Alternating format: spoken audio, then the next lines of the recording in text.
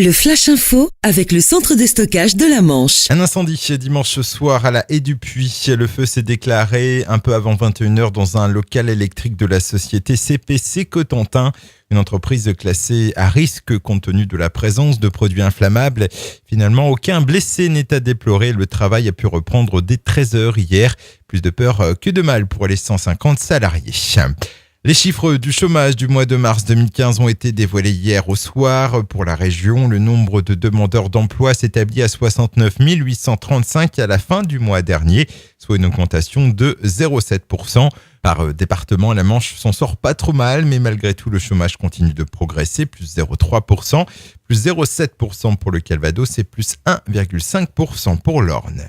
Guillaume Pépi, le patron de la SNCF, est attendu à Caen lundi prochain. Il doit venir présenter des actions censées améliorer le trafic bas-normand.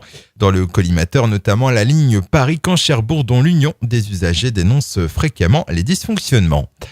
Du handball et ça bouge à Cherbourg. Après Baptiste Calandre, le club annonce l'arrivée d'István Redej. Le joueur hongrois s'est engagé pour 3 saisons avec la formation du Nord-Cotentin. Passé par Dijon, cet arrière-droit évoluait cette année à Cesson en LNH. Désormais bien fourni sur la base arrière, la JS Cherbourg doit encore trouver un gardien et un pivot. Et puis en tennis, Kini Lene s'offre une première victoire dans un tournoi. La Cherbourgeoise s'est imposée en finale de l'Open de Dakar où elle a battu 4 joueuses mieux classées qu'elle.